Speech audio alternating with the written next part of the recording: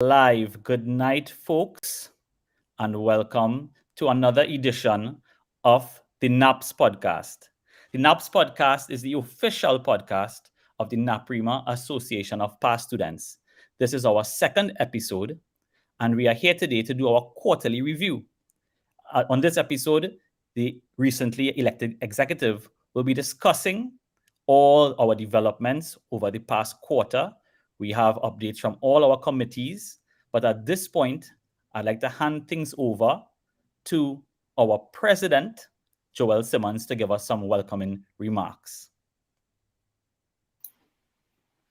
Good evening, everyone. Good evening to members of the executive and to the alumni members at large and those of the general public who are listening in for their information.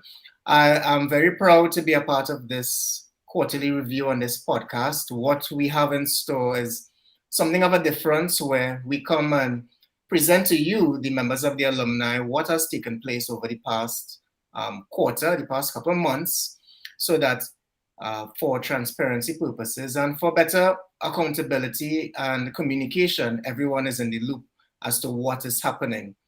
We have been thrilled by the feedback we have been getting since our inception of the executive in October till now. A lot of persons have showed a great desire to be a part and to give back to the school and to the alumni at large. And for that, I am deeply humble and very grateful for. So as we go through this process here, you can ask questions, listen to everything that we have. We have so many great subcommittees formed, and a lot of our alumni members have volunteered to give assistance in many different ways, given their expertise. So without further ado, we have the heads of all our subcommittees here, which are members of our executive. And I will kind of sit back and leave it to them to give you the updates necessary so that you can be well informed as to what has taken place and what is to come in the future. So thank you very much, and I'm grateful for you to be here. All right, and as is customary in these type of settings, I must urge you all to share up the live. We are right now live on Facebook, and we are also live on YouTube. You all make sure and share to all your networks. Let's get a good crowd here to see what we have to say. Now, when it comes to the committees, I think I should go first, seeing that I am the public relations officer. So for those of you who don't know me, I am Yadav Mohib, public relations officer for the N.A.P. Association of Past Students. And, it is a real honor to take this mantle and to be able to liaise with the alumni. N.A.P. College has always been something dear to my heart. So it is a joy for me to reconnect with all of you. And one of the first things we would have done on the PR side of things, where we have a PR IT marketing committee, is we would have rebranded our identity on all social media platforms. So if you all follow us on social media, you would see that our handle is now at N.A.P.S Alumni. And this was done in an effort to kind of make the handle more self-explanatory, because people may not always understand what is the association. But when you see the word alumni, you know exactly what you're talking about. And the thing is that it is customary as well that, handles aren't always the same as the entity which it is representing in terms of words. So we said we could go with N.A.P.S Alumni in order to make it a little more easy to recognize what the entity is about. Now, when it comes to social media as well, we are now on all major platforms. As you all may be seeing us right now on Facebook, we are also on Instagram. Now, the Facebook and Instagram has always been one of the stronghold features of the alumni's communication through social media. But we are now also on Twitter, we are on LinkedIn, and of course, to keep it with the times, we are also on TikTok. And those of you who have TikTok or have been privy to our videos being shared around the sphere would see the kind of content we are putting there to highlight, the talents of the students and to promote the talents and the exploits of our alumni. Yes, Twitter Spaces has to be our next move. as Brother Syed is saying there. Now, in order to get a Twitter Spaces, we have to have a certain amount of followers. And right now, the followers, it's little on the small side. So we need to get people onto our Twitter. Just look for it at N.A.P.S alumni, and we will be able to hold those Twitter Spaces and probably add something of value in that sphere of Twitter Spaces. Now, another thing that would have happened on the PR side is that we would have rejuvenated the NAPRIMA Association of Past Students newsletter. And you all who, are getting this newsletter would see the quality of it, how it's laid out, what is presented. We have alumni features. We give you all breakdowns and rundowns of what happened recently. We have addresses from all of our different committee heads at different points in time. And tonight we're going to hear from all of them. And this is another thing which we have taken up, which is this podcast. We see this podcast as a way to keep these lines of communication very open. This is a live setting, and all your feedback, all your comments will be addressed. Any questions you have, this is what we're about. We're about keeping lines of communication open and being transparent while doing so. And overall, we have a good few things in the pipeline, which I don't really want to give away just yet because I like the element of surprise. When you all see some of the things we have coming up that you all might see floating around social media, be like, wow, but let me don't count my eggs before they hatch. All right. So that would be, in a nutshell, what we have on the side of the PR, and we also are working on the rejuvenated website. All right. So I'm seeing the numbers climbing here. We have 35 on the inside right now. Let's share up that live, guys, and see if we can get it a little higher.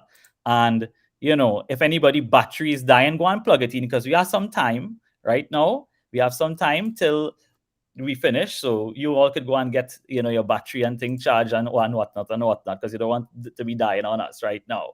Okay, so without further ado, I want to pass things on to the first committee aside from PR to touch on what they have been doing, what's developments, what are the updates. And the first committee we'll be hearing from is the Finance Committee, and the Finance Committee's head is none other than my brother Andre Jeffers. So Mr. Jeffers, you could take it away. The floor is yours to present your Finance Committee presentation. Thank you. Sure. Thanks a lot, Yadav. And again, thanks to Joe for the opening remarks. Good night, everyone. My name is Andre Jeffers. I am your treasurer on the executive and also serve in the capacity of chairman of the Finance Committee. And on the Finance Committee, we have had quite a lot of work to do, and we were able to accomplish quite a bit in the first quarter of the fiscal year. The committee is very small. We are in the process now of bringing in some additional members who have expressed interest.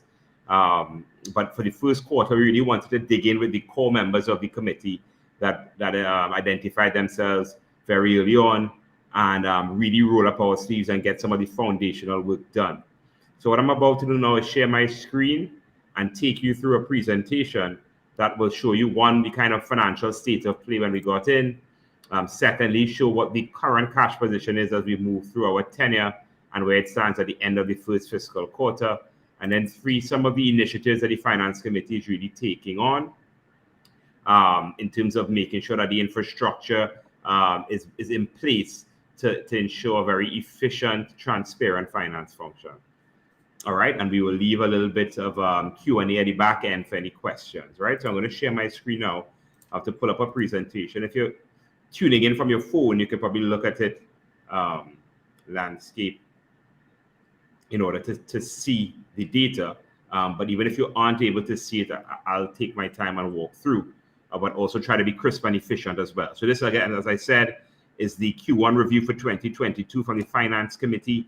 And the agenda is really to kind of give a quick synopsis of where the association is from a finance perspective, our current cash position as of Q1 2022, capital projects and status there, the state of play with the banking and the accounting infrastructure, the 100-day plan for the Finance Committee and where we actually are in terms of checking off those items.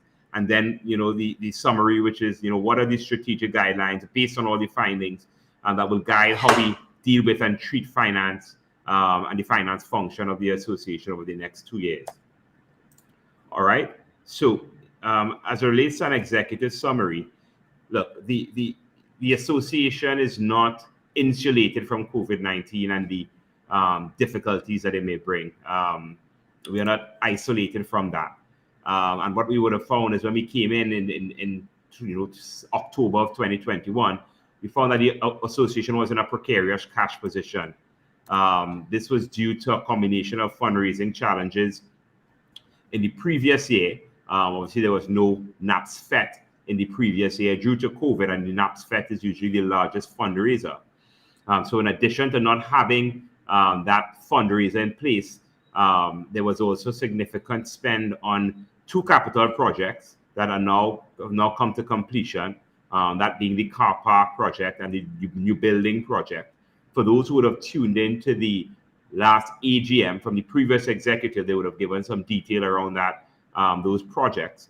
But the combination of that significant draw on cash on those projects, plus the fact that the fundraising in the previous fiscal year was not at the levels that we're accustomed seeing it, no N.A.P.S FET, and then some of the other fundraising events would not have been cash profitable. We found ourselves in a very difficult cash position coming in. In addition, we did a really quick survey of what's in place from a accounting and finance infrastructure perspective, and found that there were some deficiencies there.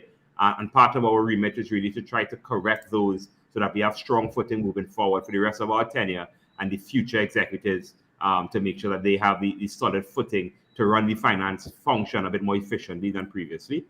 Another big remit of ours is an annual budgeting process. The executive, we are going to run the association like a corporation, in that we consider the finance function of the corporate arm as almost the head office, and the committees as the subsidiaries or the divisions, whom will have to do their annual budgeting, get those budgets approved at head office, so to speak. And then we have a consolidated budget to get a sense of how we are moving from a cash perspective month by month throughout the year. So we would have issued those templates, and I'll give you a status on where we are with that. And then because of the combination of the current cash situation we would have found, and then the continued COVID-19 restrictions that again affect our ability to have large gatherings, which tend to be the best fundraising activities, we need to have a real strong focus on some creative fundraising events, and really go hard as it relates to donations and cash and kind for any of the events that we're throwing, because we really want to build back that cash balance to a place where we are comfortable, or a place we have historically been in the past.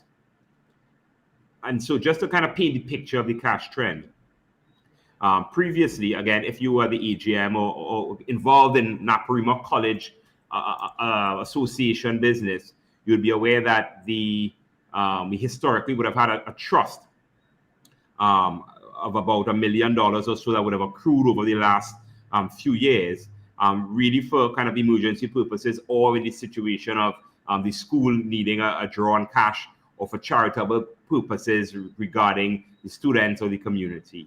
You could see, so if you consider that million or so in cash in the trust as reserve cash, you'll see that on blue in the chart. And then the cash in bank was sort of the active cash balance in the operating fund. And you could see the combination of cash in bank and trust as at fiscal year end 2019 was about 1.26 million TT dollars. That would have gone down all into about 1 million TT end of fiscal year 2020.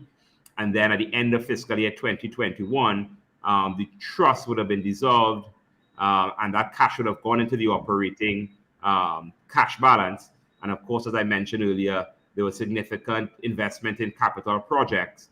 And so now, that balance would have gone, when you look at cash and cash reserves, down to $260,000 at the end of fiscal 2021. And by the time you would have come into office, October 31st, 2021, that would have gone down further to about 180,000 or so. So you can see, just in terms of association business, we are at historically low levels of cash or cash reserves compared to previous executives, probably dating back to 10 or 15 years or so, as the trust was established around that time and had been building. And so that, combined with where we are now from a COVID-19 perspective and the restrictions on fundraising, that is obviously a task that we are tasked with, and a responsibility to build our cash balance up. It's something that we are putting as a front burner priority. All right, so that just shows you that trend of where we are and where we stand today. And so as I look through now and you look through the chart, again, I mentioned 260,000 as at the end of the fiscal year 2021.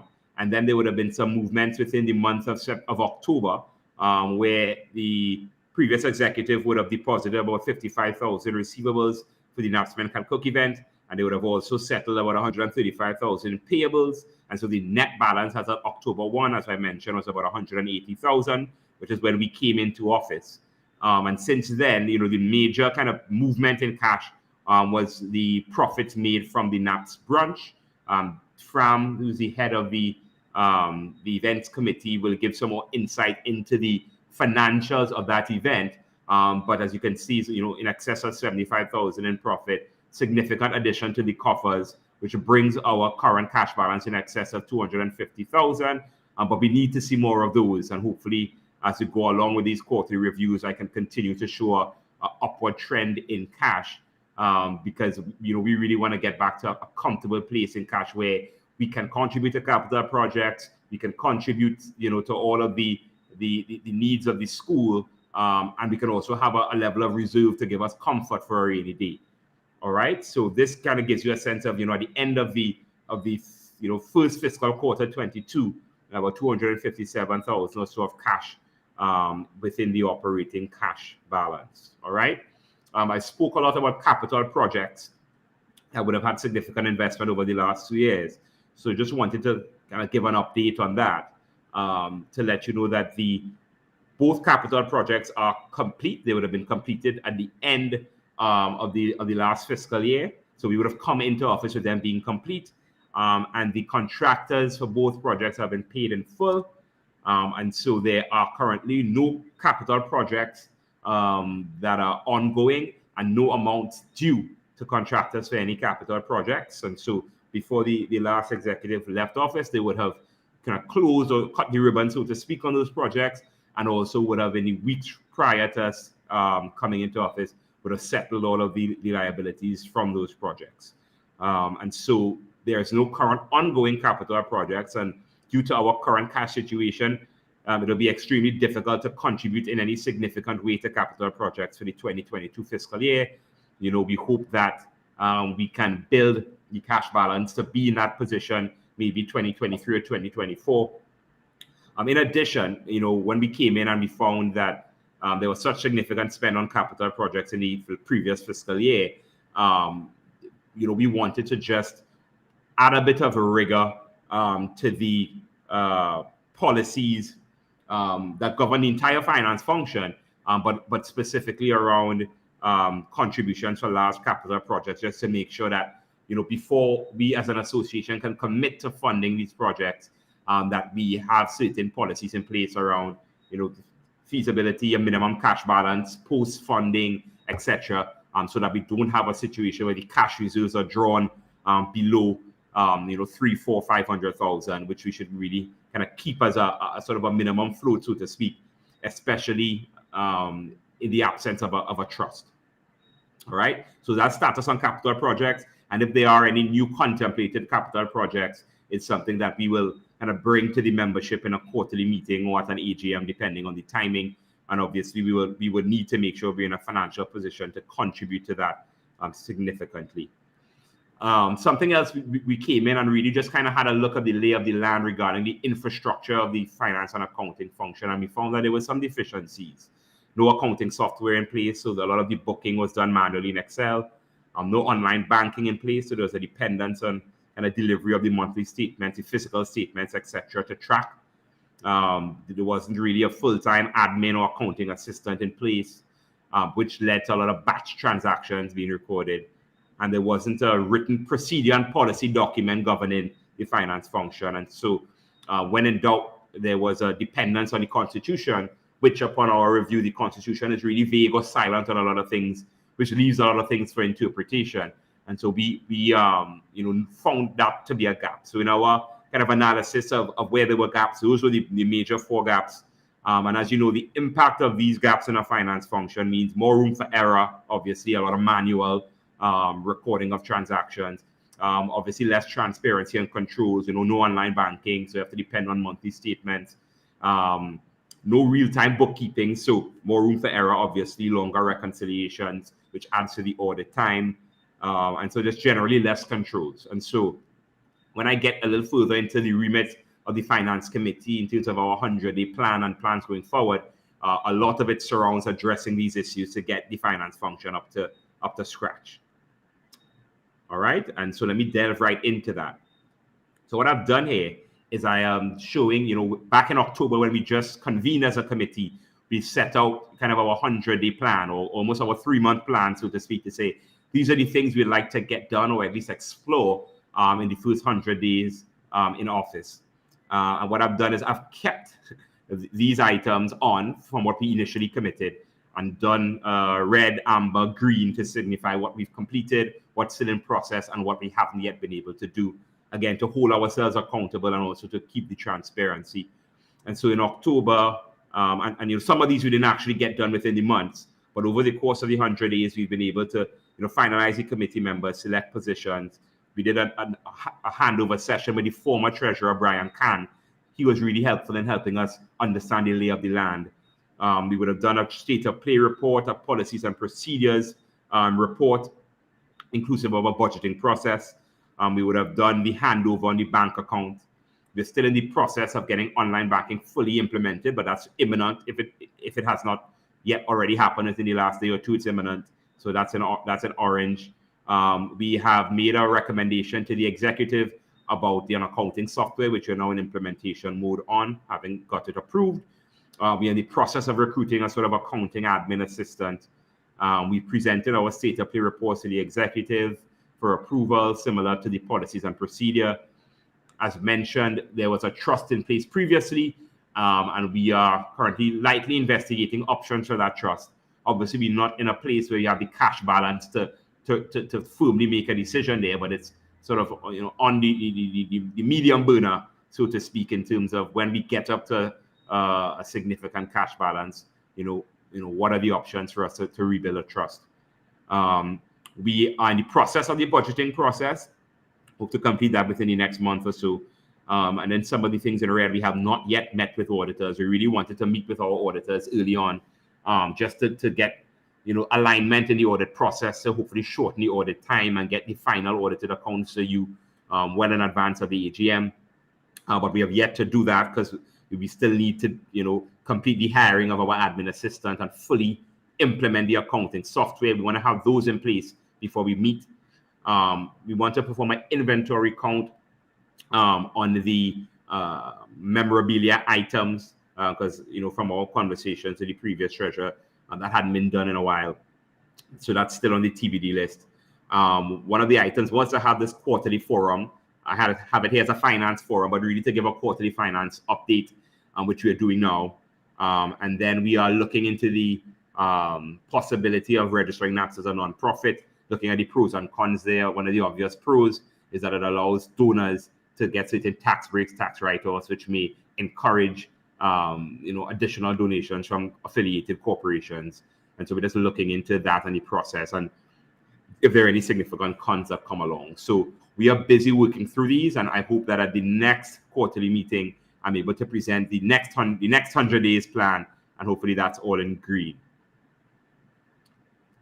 So what does this all mean? As kind of a conclusion, what are the guidelines that we will now be following, given our cash position, given the COVID-19 regulations, given where things stand just in general? There'll be little wiggle room for support from the N.A.P.S Treasury. I say that to say, we are asking our committees to operate in a self-sufficient way. So maybe for the exception of the social outreach committee and some of the others that are really intended to, put our funds to work in the community and in the school, In general, we are asking our committees to be self-sufficient, be able to bring profitable events, raise the donations of funds as a committee, as opposed to having to dip into the coffers until such time that we're able to rebuild the cash balance. We're putting a real strong priority over the next few months on profitable fundraising activities that require little upfront cash investment, activities that we can try to negotiate heavily discounted or donated inventory for sale for consumption. And we are working hard at where we can't get cash donations, we seek donations in kind. Again, as mentioned, it'll be very difficult for us to fund capital projects in 2022. And we also need to get very creative around fundraising ideas given the current restrictions. And so, as Fran goes and speaks to the events and the event calendar and what we have coming up, you will see some innovation that we are exploring in those avenues. So those are the guidelines that will guide us through this fiscal year. And hopefully by the time 2023 fiscal rolls around, we're just in a different place that will allow us more flexibility to raise funds in a myriad of ways, and really build our cash balance back to a comfortable place, while also continue to provide support to the school, which is, first and foremost what those funds are earmarked for. All right, and so that really brings me to the conclusion. We look forward to working to the service of the committees and the executive, and obviously the school, as we navigate these tough waters, as the rest of the country is navigating these difficult waters and having to get very creative around making things work. I've also listed here for you the members of the finance committee as it stands. As I mentioned, over the course of the next couple of weeks, we will be looking to add to this committee. We don't want this committee to get too big. We want to make sure that the membership is active, fully engaged, sleeves rolled up. But surely, if you feel like this is a committee that you want to contribute to and you have not yet made it known, feel free to reach out to myself or any member of the executive who can direct you to me, and we will definitely look to bring you on board in some way, shape, or form. All right, so that's it for me. Free to answer any questions from the executive or from the general membership. Well, Andre, let me be the first one to ask a question, since I'm not seeing much questions being put in the chat at this point in time. So people are seeing all these dollars and cents, being talked about. What is the purpose of these funds? What function does the alumni play in the role of supporting the school? Sure. Just quickly. Sure. So the association has a long-standing kind of remit to provide financial assistance and assistance in kind to the school and to the students of the school, in certain circumstances to the surrounding neighboring communities. And that can be assistance that is administrative. That can be assistance as it relates to capital projects, a building, a new office, or a new car park. So that can be anything administrative. That can be directly to the students in need, students who are without, or students who have very little and need some sort of financial contribution or intervention. That's the association is always there to do that. There have been instances where the association contributes directly to sporting programs at the school. But anything that we can do to make the lives of the students better, and to give them increased opportunity to succeed at school. We know that the school has the right infrastructure, but if there are any ways we can intervene to make their experience better so that they can leave there as N.A.P. men with the best opportunity of success in the tertiary education system or in the workplace, that is within our remit. So these funds, even if we may be, for instance, asking or soliciting donations for the brunch, don't think of it as we're just putting money toward the brunch. Think of it as this money is really going to help offset costs for an event, the profits from which will be going 100% directly into making the lives of the students at the school better. So, and there you have it, folks. And there you have it. We needed to hear it from the horse's mouth, as they say. All right. Now, moving along with our program tonight, we have to make sure we get everything done in good time. We will now move on to the events committee, and we will have their head, Mr. Damian Babulal, take the floor now. Mr. Damian. All right. Good night, everyone. Welcome to our second podcast, the N.A.P.S podcast, our quarterly review. For those of you who don't know, I'm Damian Babulal. Some people know me as Fram. My nickname. I am the secretary of the N.A.P. College Association of Past Students, as well as the chairman of the newly formed events committee, right? So I just want to basically speak about the last 3 months in terms of what we would have accomplished as a events committee, and a bit about the upcoming couple months that we have, and I'll take it from there. So first of all, I want to start on a light note by sharing the video from the recap video from our recently concluded Christmas themed brunch. I know some of you would have seen it already, but just for sharing its sake, I'll share it one last time, just a Yeah, minute long. So, it's very nice. So, we could see it twice. all right. So I'm not seeing it here for some reason. It's not coming up on the No, it's not coming up on the share. things to share. Check in window. You want to check Yeah. window. It's not there. No. But we could work out on that. We could work on that on the back end in the meanwhile, while probably move on to the other part, and we start at the end. I will work No. on scene. Let me try quitting. So let's move to one of the other committees, because I want to make sure I have everything here. Okay, not a problem. Not a problem. In the Me. interest of time, we move on to our next committee. You know how these things go, people, when we're using technology, right? We have to always make accommodations for these kind of things. Now, at this point, we want to hear from, I would ask the legal committee if they could say something very shortly at this point in time, just in interest of time. We'll talk to the legal committee's head now, and that is Mr. Kent Samlal. Hi, good night, everyone. My name is Ken Samlal, as the chairman indicated. I am the head of the legal subcommittee, and I'm also an executive member of the association. The mandate as given to the legal committee is somewhat novel, really, because what we have been tasked with doing is a bit of constitutional reform. As the alumni may or may not be aware, the Constitution was prepared in 2005 and subsequently revised in 2009. And since that time, there have been minor amendments made by previous executives that are not truly reflected in the Constitution in its current state. And our purpose here really is to bring this Constitution up to date with the current times and have it streamlined. So that is the mandate as given by the executive to the legal committee. And what we have been looking at really is how we can do some of these things. What we have looked at is bringing in subcommittees into the constitution itself, because the constitution did not provide for subcommittees before. And the introduction of subcommittees and the intention behind it is really to have some uniformity in the association moving forward, so that when another executive takes over, there's the insurance that the subcommittees work do continue forward. For example, the Big Brother program, social outreach, finance committees, all these subcommittees continue, and then they promote some level of inclusivity within the alumni as well.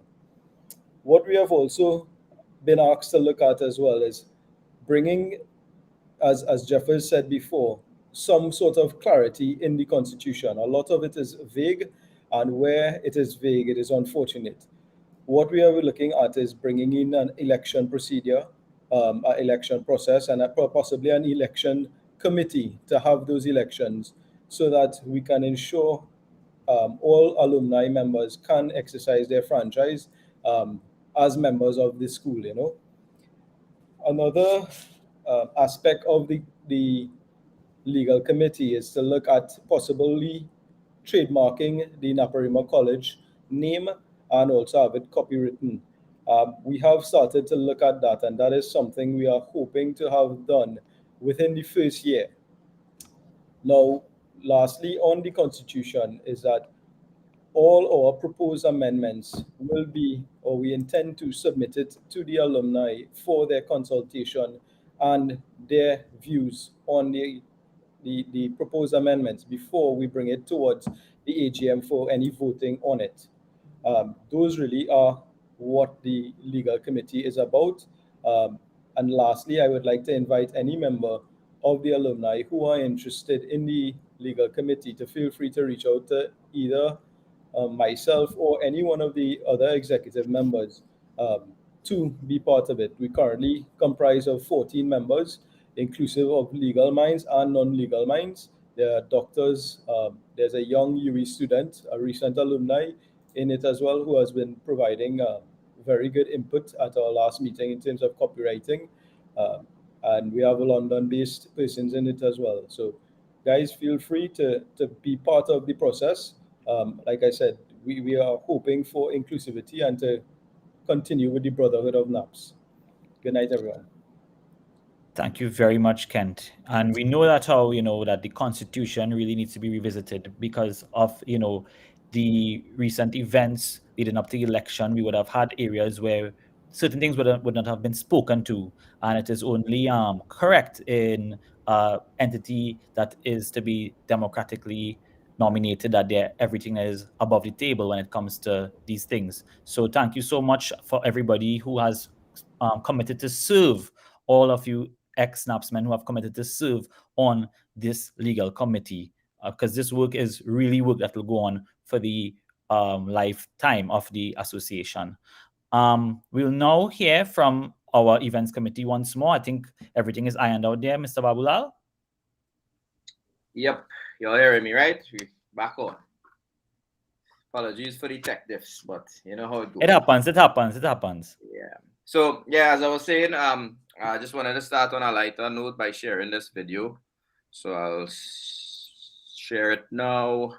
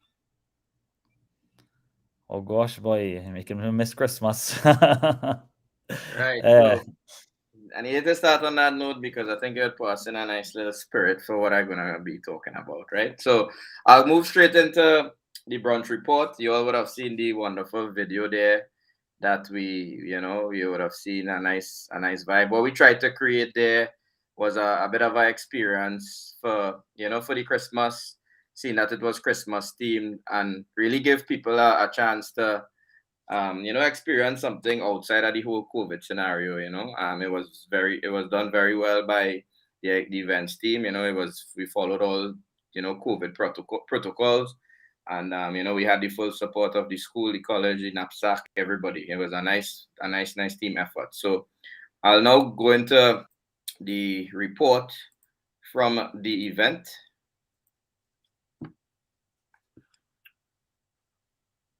So you all need to let me know how you're seeing it.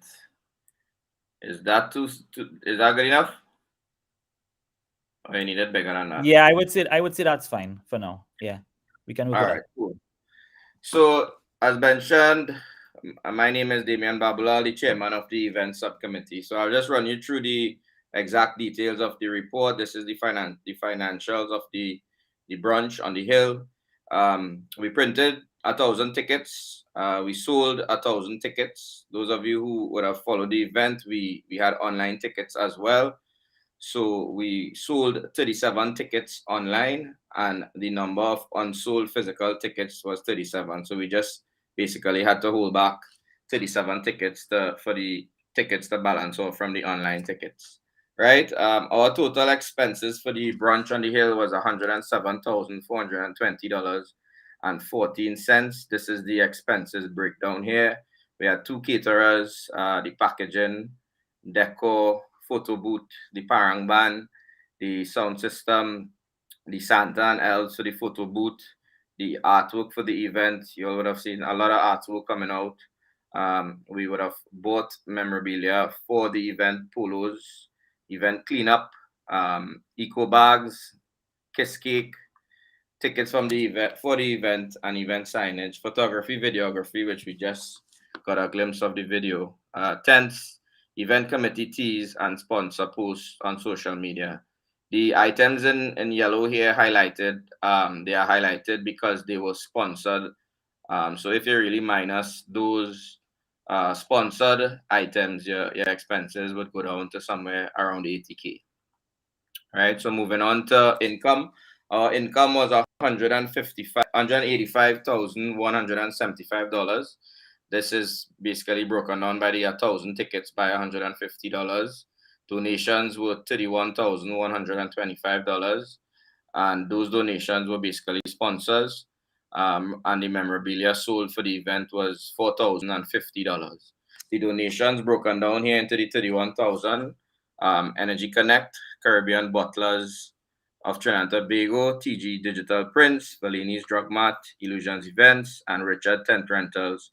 In terms of the companies, we had some N.A.P.S men and N.A.P.S companies here: Ahmed Sidewan, Riaz Omar Ali, Naprima Dental Clinic, Pharmacy World, Vision General Contractors, Kirk Baksh, Mr. Dev Gosain, and Office Authority. And when we finished expenses minus from our income, our total profit for the event was, as Jeffers would have showed in his report, $77,754.86. So kudos to all who would have helped us. I wanna basically now call out. You could unshare there now, yeah.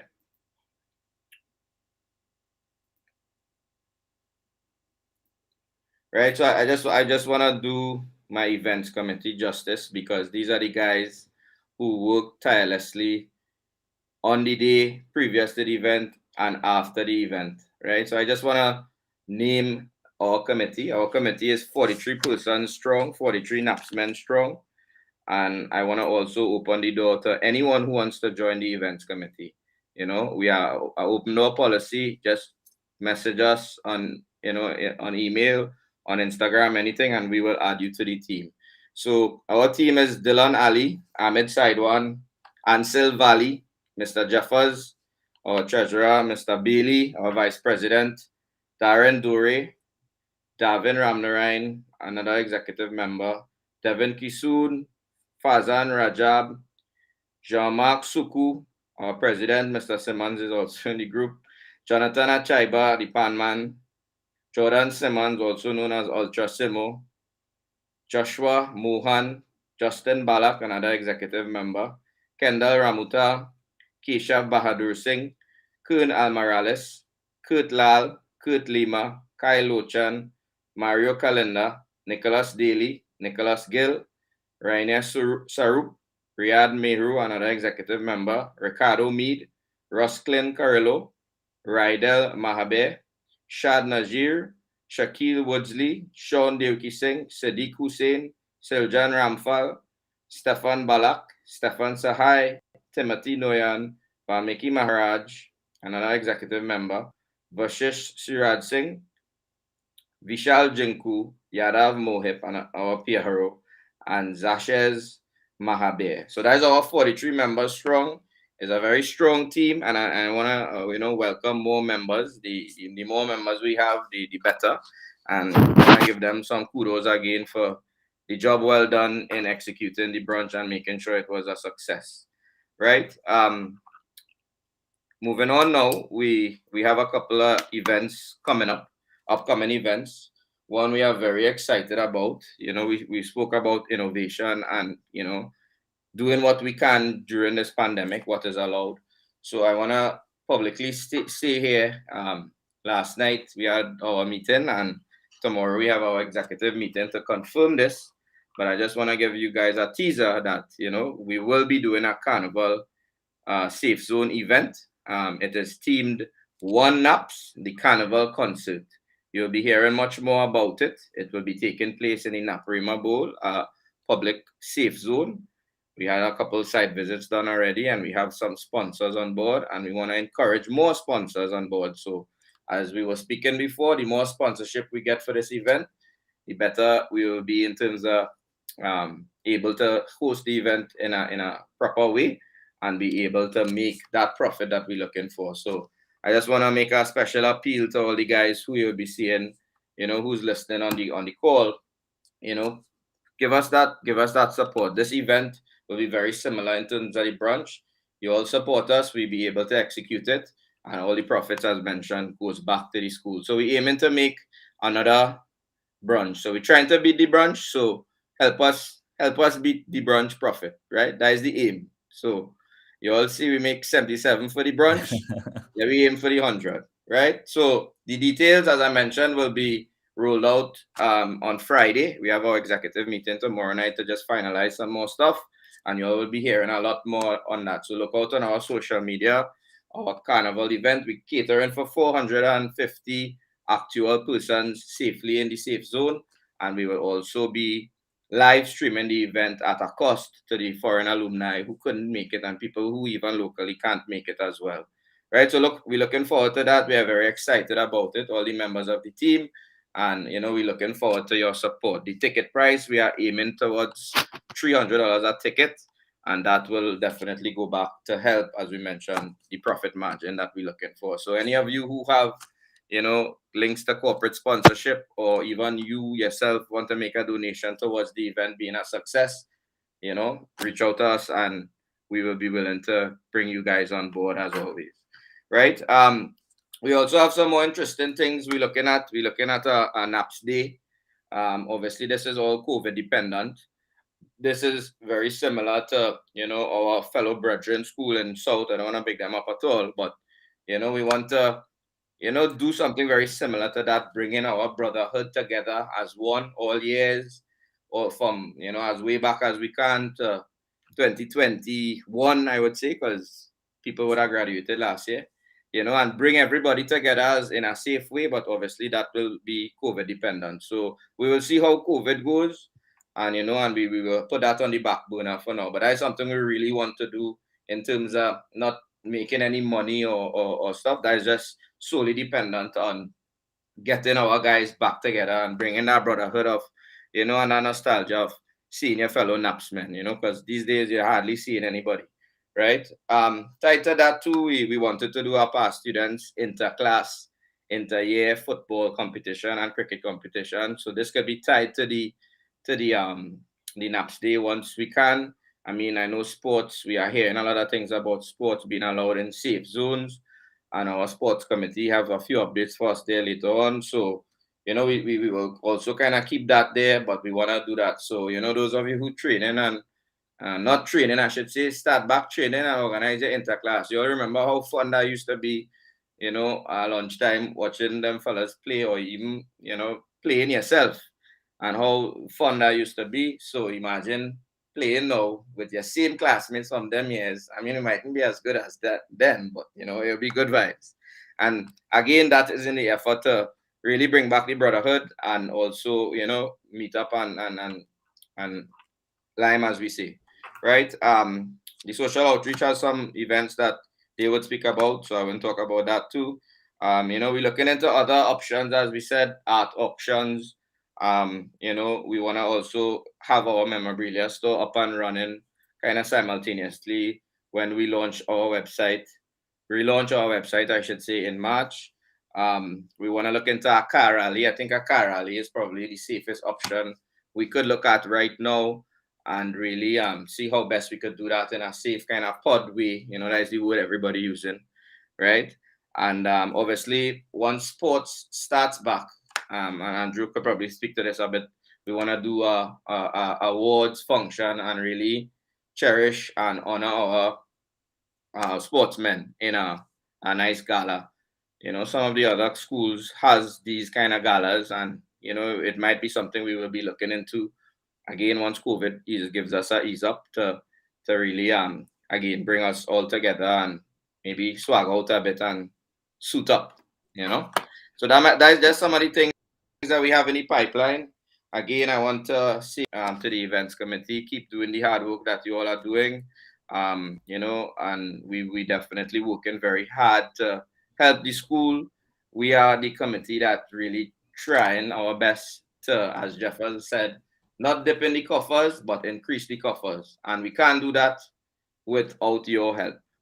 So we counting on each and every one of you, even if it's $100, $50, $1,000, whatever it is you could give. Even if you could sponsor, a load of sand, as we will talk about probably in 2 minutes, is something that we will cherish, right? So again, we want to thank you all for supporting us for the brunch. I didn't mention it, but I'll mention it now. I don't think we ever sold 1,000 tickets before for event such as that. So I want to say kudos to all the executive members and by extension the events team. I think that was a fantastic job. And as I mentioned, we definitely all in for the school and we need your help to do it. So again, I'll just pass back over to the chairman, and thanks again for all the support you've been giving us, and we look forward to what is to come, especially in the next coming weeks. Yeah. So cheers. Yeah, well, I am looking forward to my pod. I can't wait to get into my pod and do my thing. You understand? I mean, there's a lot of different talk around, carnival this year. And we do know that we are still operating in the pandemic times, and we will have to keep things up to a certain level of protocol and all of that. And we have to understand that it is time that we do what we can within those restrictions and whatnot in order to generate the funds we need to keep the college running the way it needs to run. At this point in time, let's just keep the ball rolling quickly because I know we kind of had a little lag there. So let's go into one time the sports committee and their head, Mr. Andrew Bailey. I think Mr. Bailey's connection is giving a bit of trouble there. So let's move again. We have to kind of move with the punches. So Mr. Mitra Maharaj is the head of the Social Outreach Committee. And I think at this point in time, we can hear from the Social Outreach Committee. Hi, good night, everyone. Hope you guys having a good Wednesday night. So social committee is essentially, social outreach committee is essentially what it is this is the arm of the association that will be going out to try to help the students of the college, those students who are less fortunate than the others.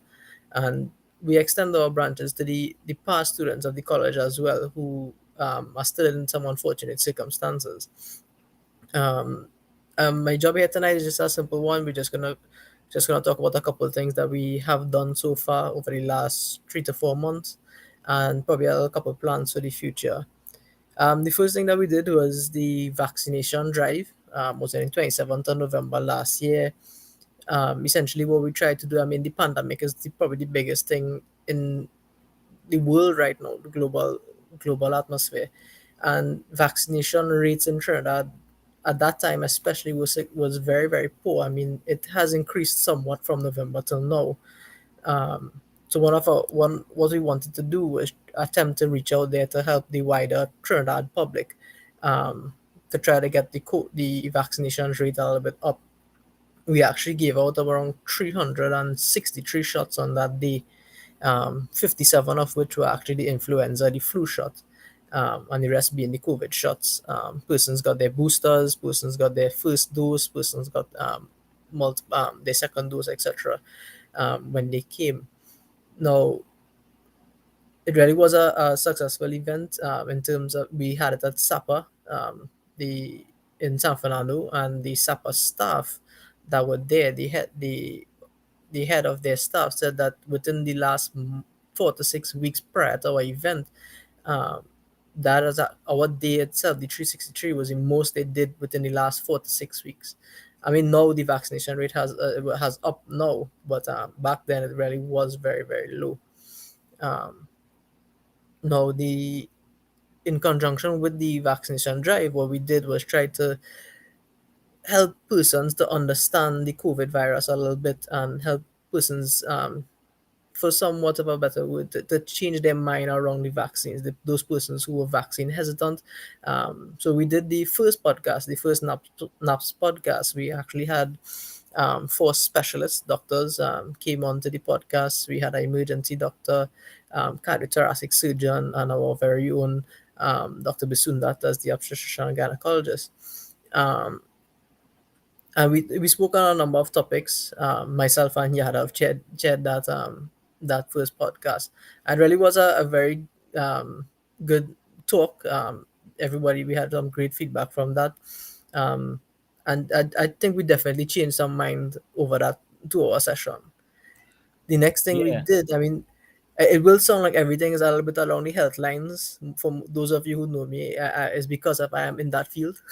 right. Uh, the next thing we did was actually there was a free online health clinic that was put on by a couple organizations. It was the first of its kind in the country, um, and they approached us to help them with it. We helped them. We had some doctors, some N.A.P.S College graduates who are now doctors, volunteer with them, and we actually saw around 587 patients throughout the span of like a I think it was the 17th of December to the 31st of December. That was doctors, dietitians, physiotherapists, pharmacists, psychiatrists, psychologists, a number of different professionals, insurance agents, um, that person saw for free um, at that point in time. And it really was something great, and it definitely something we will probably look to help in the future on as well. The one of the two of our events that we actually wanted to undergo last year, we actually put off, one being the blood donor drive, and we will definitely do it in the coming month or two. We put it off for last year, and we definitely in the coming month or two we will definitely be doing one of the blood donor drives. So look out for our graphics on that, when and where. 1 pint of blood saves 3 lives. I mean, it's self-explanatory as to why we need to give blood, right? So look out for one of that coming up soon.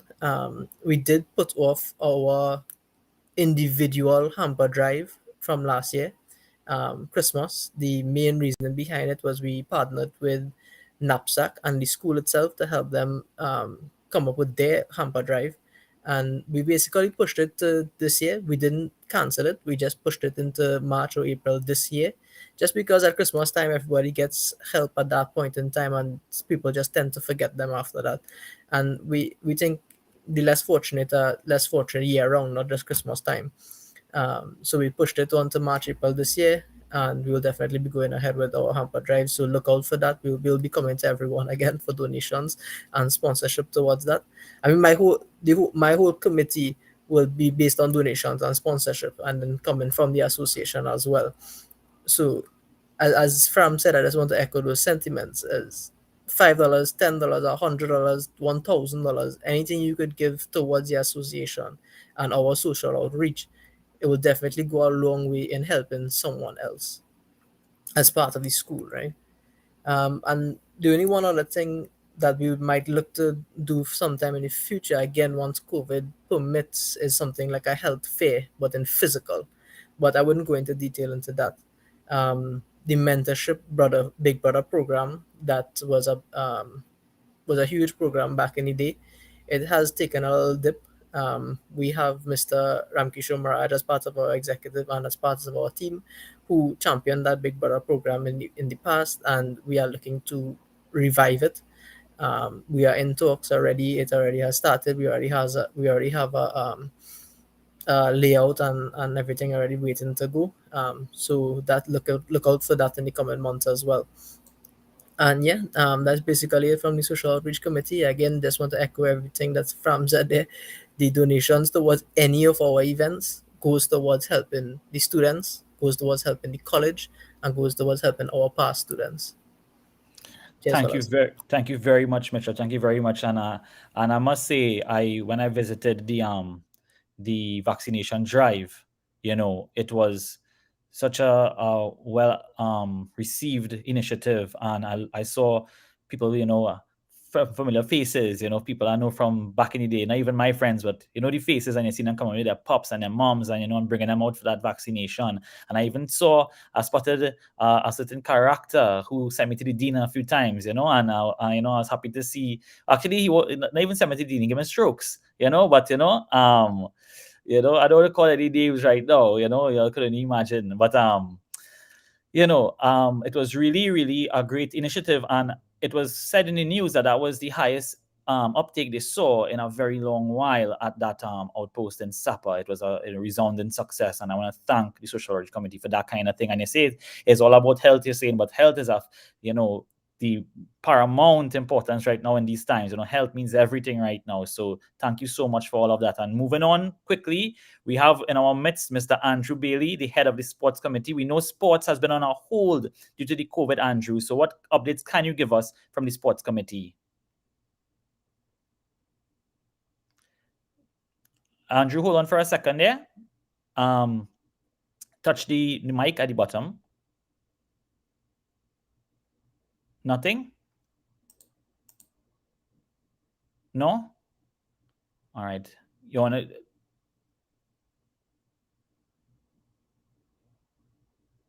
I unmuted him. Yeah, he's unmuted. Go out and come back in now. Try to come back in and let's see what's going on. Okay, that might be a connection. I think that's messing it up.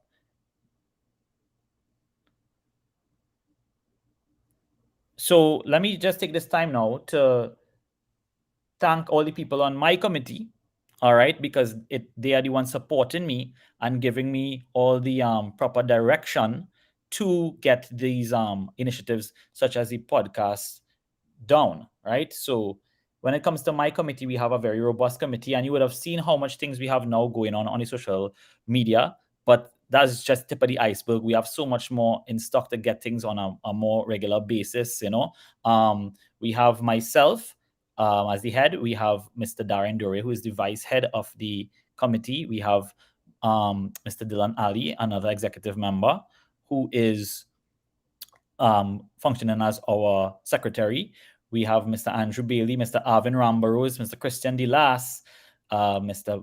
Damian Babulal, Darian Darsan, Devin Kisoon, of course, President Joel Simmons, Kali Charan Ramnarain, Kairan Ramu, Nadir Ali, Navin Babulal, Nigel Das, Rania Sarup, Rajiv Ramsarup, Rajiv Samaru, Sachin Duki, Shakil Woodsley, Siddiq Hussain, Siljan Ramphal, Travis Maiku, Vishnu Rupnarayan, and Zakez Mahabir. They have all committed to serve in the N.A.P.S PR IT marketing sub committee. And the thing about it, guys, and everybody watching, is that you just reach out to us on any platform.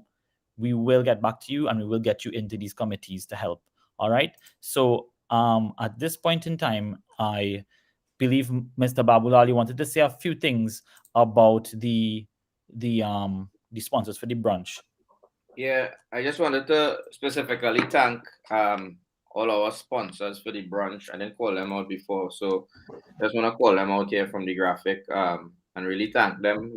Because of them, we were able to succeed as well as the team, So I just want to make highlight of these sponsors.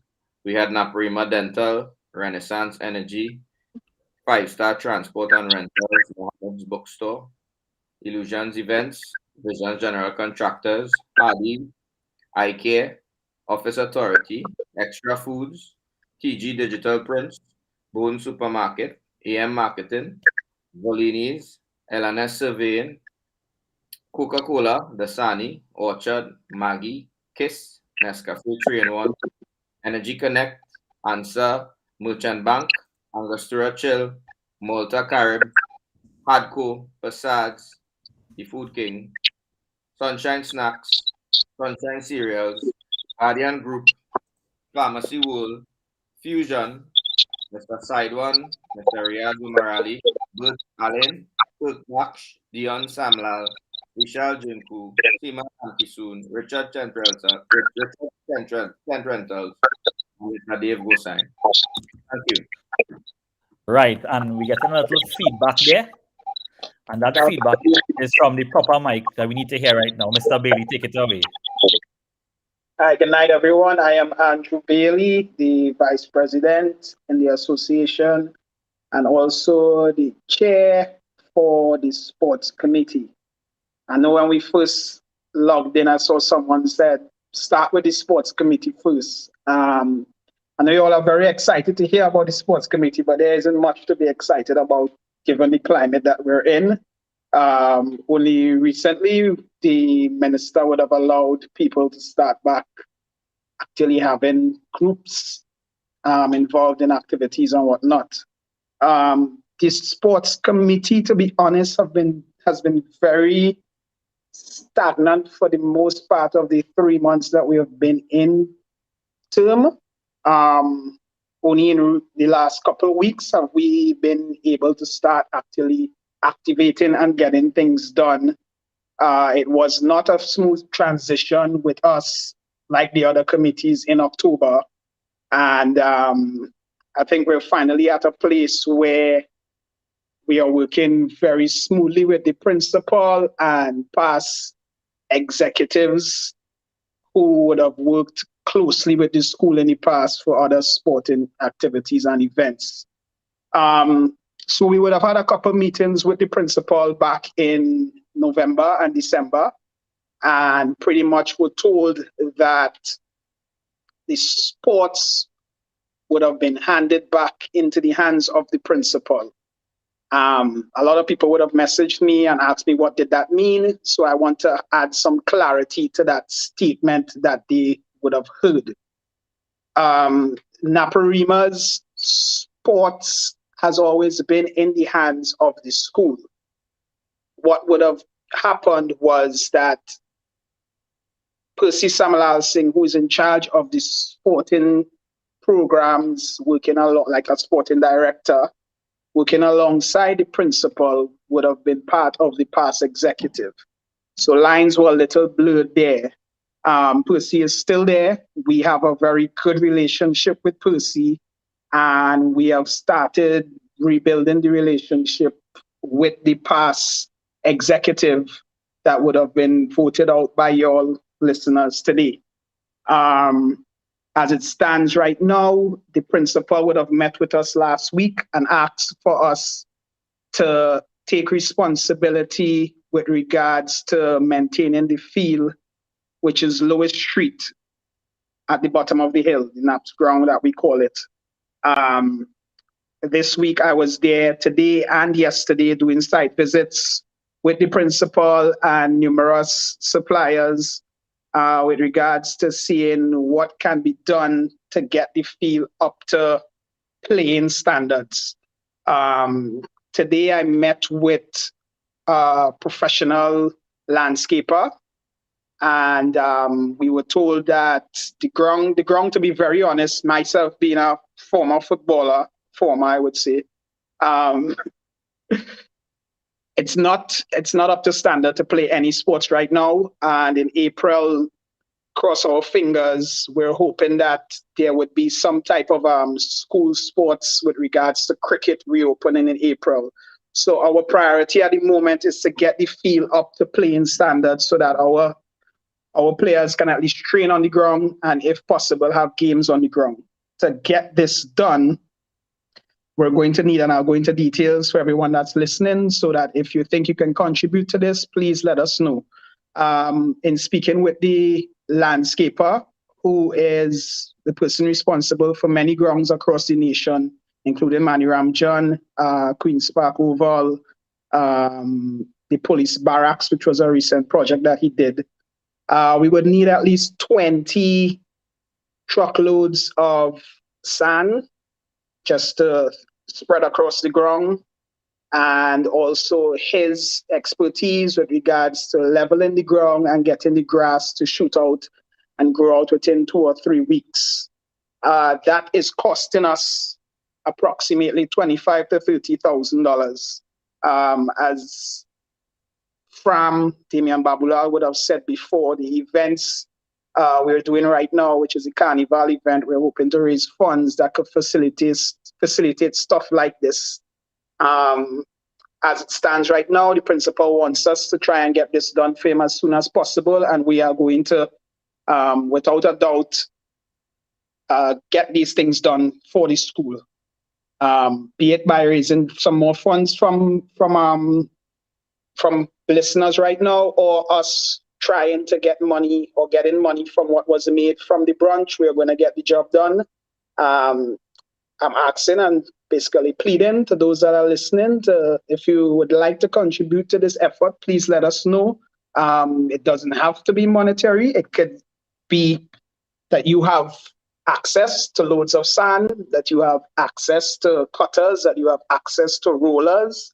All these things can help with regards to reducing our cost. But that is paramount on the list right now for us to get things done and get the field up to standards. To get the field to where we would love for it to be and be one of the best grounds in Trinidad and Tobago, similar to Manu Ramjan and those types of fields, is approximately $1.5 million. Being a sport lover like myself, I would love to be someone that pioneers and captains this type of project, but given the climate that we're in right now, we cannot do that right now. Maybe in a year or two, maybe that might be something that we could get done. But for now, it's just to get the field level so that we don't have players getting injuries because of the condition of the field. Outside of that, we also have sports with regards to the smaller sports outside of football and cricket. I'll get to football just in a bit. I know everyone wants to hear about that. But we are interested in trying to embrace all talents in all sports, which is something that we would have been lacking in the past with N.A.P., where we focused on football first, then cricket, and the other sports kind of fell by the wayside. The committee is willing to start working with coaches and players that play less popular sports, I would say. The badmintons, the volleyballs, the dragon boat, the chess players, you name it, basketball, golf, all these type of sports that get less attention, that have gotten less attention in the past. We're looking to work with talents in the school and try and enhance their talent and give them the opportunity to play in these sports also. With regards to cricket and football, these sports use the same field. We're looking to work on the field, as said before. N.A.P.'s football program has been very successful. We're in a transition period now where we have lost the head coach, who's now the national Trinidad and Tobago senior men's coach right now. Shouts to Angasiv. So there is going to be a transition period. We're still hopeful to have a very successful and trophy-filled cabinet during our tenure. And we are looking to work alongside Percy Samlal Singh, alongside Eddie Dean, alongside Mr. Lal, alongside the President Roger Ali to make sure that this happens. So yeah, this is an update on the sports committee. With regards to the committee and members, I have not actually opened it out to everyone yet because of last year. We didn't really have anything to present, but within the coming weeks, anyone that wants to join this committee, please shoot us an email. You can direct message us and whatnot. We are more than willing to have all hands on deck. Thank you so much, Andrew. And I will just echo that once more. Anybody who wants to get involved, while you're there scrolling away on Instagram, check us on the N.A.P.S alumni page, right? At N.A.P.S alumni. I'll put it up in the corner of the screen in a little while. All right. We also want to thank Mr. Ashmead Ali for the work he has done right now, currently, and before with the N.A.P. College play field itself, the playing grounds that we would have all play football and so on. Recently, he had a lot of yeoman service being paid to that ground, and we thank him for that. It goes a long way for the benefit of the young men. At this point in time, it is the Q&A segment that, we would like to address any burning questions that you may have. So if anyone has any questions at this point in time, you can put them in the chat and we will address them. I know that someone earlier had asked something to our finance chair. I don't know if the finance chair is available at this point in time, but that question was also for the future, he said. So I feel our next quarterly meeting is when we may have the answer for that, because he said in the future he would like to know about that.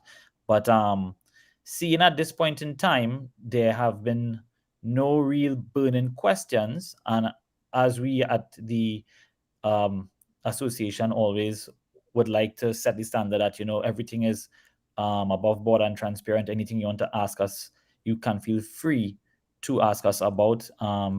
As people would have indicated, this has been a first for many people to see so many things put on the table before them, and we really want to set this standard going forward. This is the only way the association can grow from strength to strength for all of us and in the interest of the entire alumni. At this point in time, seeing that we don't have any much questions, I really would like to hear some closing remarks at this point from our president, Mr. Joel Simmons.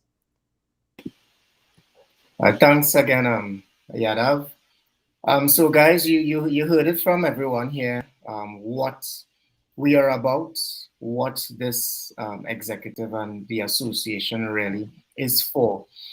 Our primary focus is putting students first, and everything that we do, all our efforts are really geared towards assisting, number one, the administration, two, assisting the actual faculty itself, and also the students that are part of Naparima College. We have been blessed as past students from a great education and the foundation that Naparima College has given us. And it's only right that we try our best to give back.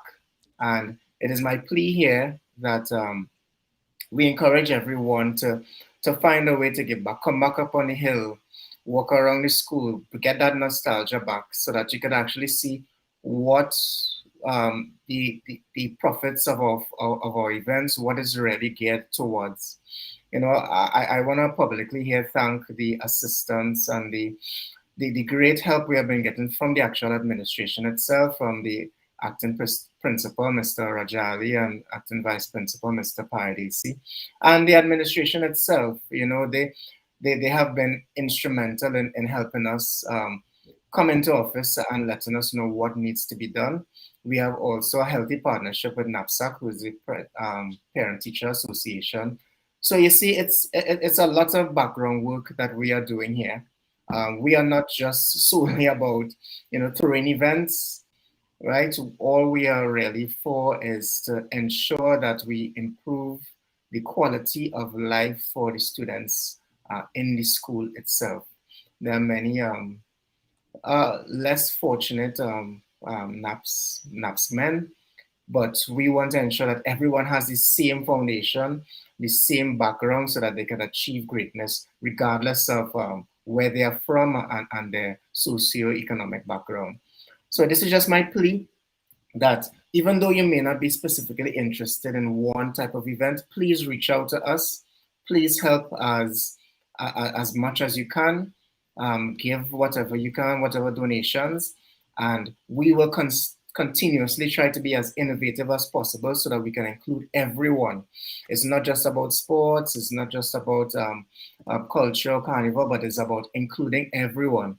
And you will see, we will put everything out on the table, all our cards, so that we'll be as transparent as possible. So you will know exactly where every dollar and every cent has gone and what we are trying to achieve every quarter, every month, and every year.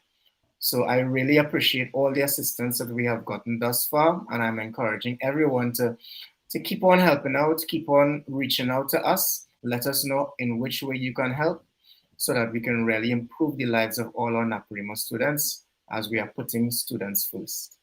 Thank you so much. And thank you so much for those closing remarks, Mr. President. And this brings us, to the end of tonight's podcast. On behalf of the association, We would like to thank everyone who tuned in tonight. This video would be, remaining on our YouTube, on our Facebook.